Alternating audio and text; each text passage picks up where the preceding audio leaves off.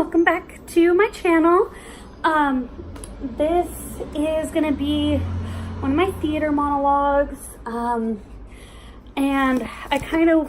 it's gonna be more or less a warm read. It's not gonna be memorized.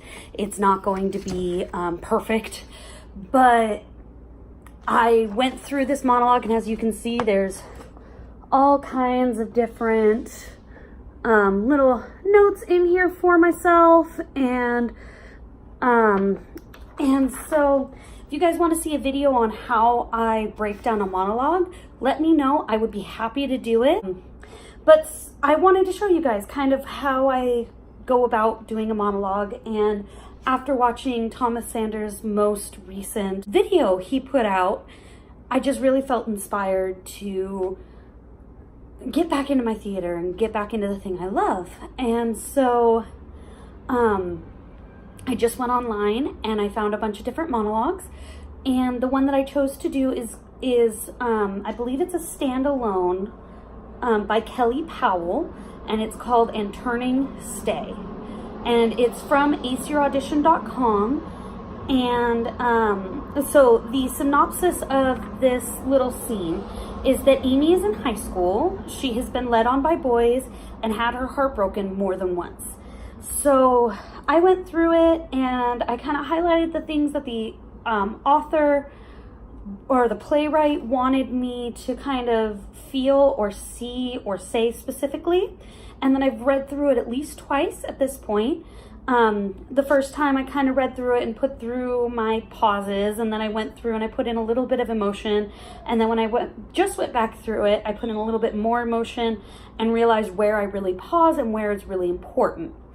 So yeah, without further ado, I'm going to perform this monologue, not straight to you guys, because the way that I always perform is I perform as if I'm talking to somebody, and looking at my phone feels weird. So I'm going to perform it like I would for a judge.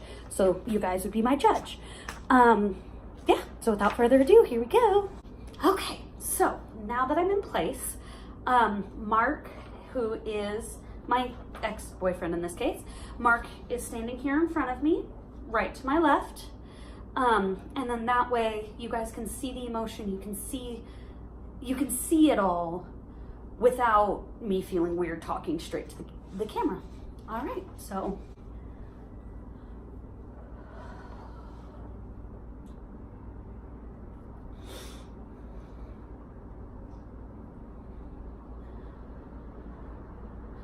Sorry, there's gonna be a slight pause here as I get into character.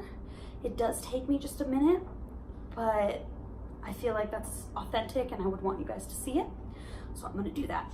Okay.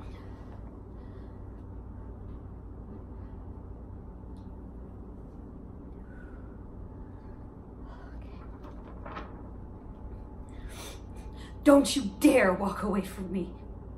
And don't tell me you're sorry. And don't tell me to forget it. And don't you dare tell me to let it go. God knows I'd like to. I wish I could, but I can't. I can't forget that we had something. And you're running away. You're running away. Don't you see, Mark? You're running from what I've searched for my whole life. Why? Because you're scared. I'm scared too. But you and I, we have something worth fighting for. We can make it work. I'm not saying it would be easy, but I care about you. And I know deep down, under this bravado, you care about me too. And that's what it's all about, Mark. Don't you get it? It's the human experience. You can pretend all you want, but you're only lying to yourself. You're denying that simple and wonderful fact that you're emotional and vulnerable and alive. honestly stand there and tell me that I meant nothing to you? That everything that happened that night was a lie? That you feel nothing?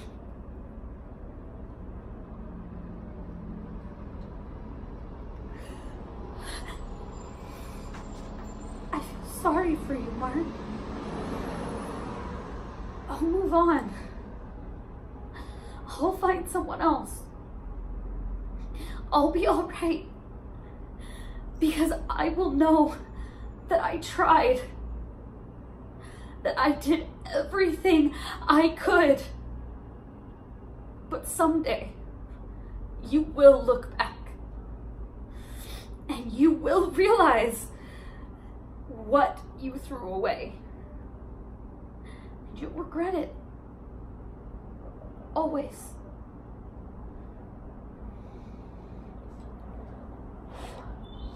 And scene.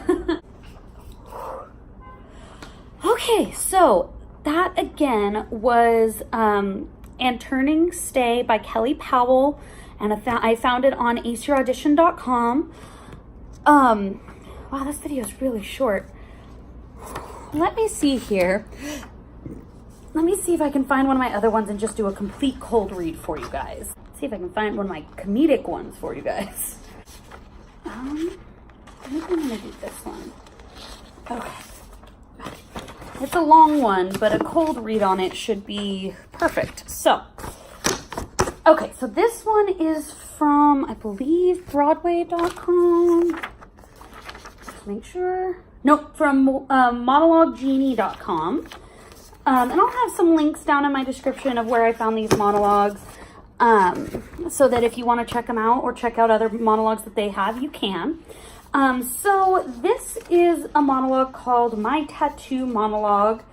And if I remember correctly, it was a mother going to a tattoo shop to get Hasselhoff? I think it was Hasselhoff tattoo removed. So let's go ahead and try it. Not the best cold reader, so bear with me. Okay. My daughter has sent me here with this voucher to get my tattoo removed. A birthday present, she calls it. She thinks my tattoo is this song that's playing. Oh, never mind. For a moment, I thought it was a different song. I'm sure this is a fine song, but you know a great song when you hear it. You hear such songs and suddenly you're filled with joy or sadness or lust or revenge or love. What is it about such a song? Its power to plumb the depths of our primal feeling, to call vivid flashes of sense and memory, to color our thought after the rhythm of breath and the beating of a heart. A song can transform the world. It can set us free and bring down the walls that divide us. For me, growing up in East Berlin, that song was Looking for Freedom, sung by the incomparable David Hasselhoff. Before it reached #1 here on our charts, I heard it and I could not unhear it. It haunted me. Possessing my voice in the shower, I found myself compelled to sing it, loud as I could. And my boyfriend, often in there with me, he says, "Greta, my ears are bleeding. Please, please, won't you stop?" But I could not stop. I tell him, "Today your ears may bleed, but soon it will be your heart that bleeds as mine does for unity with West Germany." And he gives me that look that he gives me. But then he begins to sing it too. We're so loud together singing it that our neighbor, the old man in the next apartment, begins banging on the door telling us to shut up or he'll call the police. My boyfriend runs out of the shower, grabbing the one clean towel and opens the door, still singing. He tries to explain to the old man why we sing, but the old man is yelling over him. I run out, trying in vain to cover myself with a small washcloth while explaining why we sing. Then the old man understands, or at least he's excited, and he begins singing too. This song made me, my boyfriend, this old man, feel things we hadn't felt for so very long. For my boyfriend and I, that feeling was hope. for the old man, it was probably hope. As soon as it wasn't just us singing Hasselhoff's Harmony of Hope, everywhere you went in East Berlin, people were singing it. It played on the radio day and night. It became our anthem. And when the East German government announced that we would be allowed to freely cross the wall, I heard the news as if delivered to me by the baleful baritone of Hasselhoff himself.